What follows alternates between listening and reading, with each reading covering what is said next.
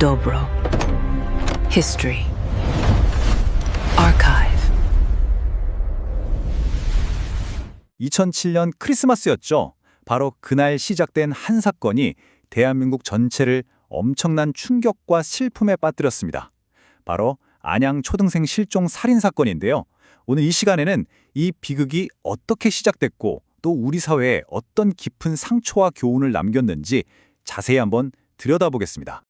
2007년의 크리스마스를 한번 떠올려 볼까요? 경기도 안양시도 다른 도시들처럼 온통 축제 분위기였을 겁니다. 거리에는 캐롤이 울려 퍼지고 가족들은 모여서 행복한 시간을 보내는 정말 평범하면서도 아주 특별한 그런 날이었죠. 그런데 바로 그날 이혜진 양과 우예슬 양, 이 두 어린 소녀가 정말 흔적도 없이 사라지면서 모든 것이 한순간에 잿빛으로 변해버렸습니다. 이 실종 사건은 단지 두 가족의 비극을 넘어 대한민국 전체를 뒤흔드는 끔찍한 악몽의 시작이었습니다. 자, 그럼 사건이 발생했던 바로 그날로 돌아가 보겠습니다. 실종 신고부터 절박했던 초기 대응 상황까지 한번 차근차근 살펴보시죠. 여기 나오는 시간들이 정말 중요합니다. 아이들이 마지막으로 보인 게 25일 오후 5시인데 우예슬 양 어머니가 경찰에 신고한 건 날이 바뀐 26일 새벽이었어요. 약 7시간이 흐른 거죠. 그런데 더 안타까운 건 경찰이 이걸 단순 가출이 아니라 범죄일 수 있다고 판단하고 수사팀을 꾸린 게 신고가 들어오고 나서도 거의 40시간이나 지난 뒤였다는 겁니다. 바로 이 놓쳐버린 골든타임 동안 범인은 너무나도 여유롭게 범행을 마무리하고 증거까지 없앨 시간을 벌었던 거죠. 결국 초기 대응이 이렇게 늦어지면서 수사는 공개 수사로 전환될 수밖에 없었고요. 이때부터는 정말 기약 없는 기다림과 함께 사회 전체가 불안에 떨기 시작합니다.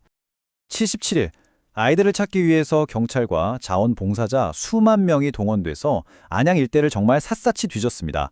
하지만 아무런 흔적도 나오지 않았어요. 이 77일이라는 시간 동안 가족들의 마음은 까맣게 타들어갔고요. 내 아이도 더는 안전하지 않구나 하는 공포가 전국으로 퍼져나가면서 우리 사회의 안전에 대한 믿음이 그야말로 뿌리째 흔들리게 됐습니다. 모두가 조금씩 희망을 잃어가던 바로 그때 이 수사의 흐름을 완전히 180도 뒤바꿔버린 결정적인 전환점이 찾아옵니다. 그건 바로 과학의 힘이었습니다. 생각해보세요. 정말 막막한 상황이었을 겁니다. 범인은 돈을 달라는 협박 전화 한 통 없었고 아이들을 봤다는 결정적인 목격자도 나타나지 않았어요. 수사는 그야말로 완벽한 미궁에 빠진 것처럼 보였죠. 도대체 이 돌파구는 어디에 썼을까요? 놀랍게도 그 실마리는 범죄 현장이 아니라 데이터 속에서 나왔습니다. 경찰이 탐문 수사를 하던 중에 한 용의자의 차량 대여 기록을 발견한 거예요. 바로 아이들이 사라진 크리스마스 당일에 차를 빌렸다가 바로 다음날 반납한 아주 짧은 렌트 기록이었습니다. 이 슬라이드가 바로 이 사건의 스모킹건, 결정적인 증거입니다. 용의자 정성현이 빌렸던 소나타 차량 트렁크는요, 겉보기엔 아주 깨끗했어요. 반납 전에 세차를 싹 해놨거든요. 하지만 국립과학수사연구원의 정밀 감식은 피할 수 없었습니다. 사람 눈에는 보이지 않는 아주 작은 미세한 혈흔을 찾아냈고 그 DNA를 분석한 결과 정말 충격적이게도 사라진 이혜진, 우예슬 두 아이의 혈흔이 모두 검출된 겁니다. 범인이 그렇게 감추려고 했던 진실이 과학의 힘 앞에 고스란히 드러난 순간이었죠. 그리고 수사팀은 여기서 멈추지 않았습니다. 정성현의 집을 압수수색했는데 화장실 벽에서 정말 좁쌀만한 크기의 작은 혈흔을 또 찾아내요. 그리고 이 혈흔 역시 우예슬 양의 DNA와 정확히 일치했습니다. 이건 뭘 의미할까요? 그 끔찍한 범행의 일부가 바로 그의 집안에서 이웃들은 아무것도 모르는 사이에 벌어졌다는 걸 뜻하는 거였습니다. 이제 모든 증거는 단 한 사람, 정성현을 범인으로 가리키고 있었습니다. 그런데 그의 정체가 밝혀지자 사람들은 다시 한번 경악을 금치 못했습니다. 130m. 이 숫자가 뭐냐면요. 바로 범인 정성현의 집과 피해자 이혜진 양의 집 사이의 거리입니다. 네, 맞습니다. 범인은 어디 멀리 있는 낯선 사람이 아니라 어쩌면 매일 마주쳤을지도 모르는 바로 이웃이었던 겁니다. 심지어 77일 동안 수사가 진행되는 그 기간에도 그는 아무렇지 않게 바로 그 집에서 태연히 일상을 살아가고 있었습니다.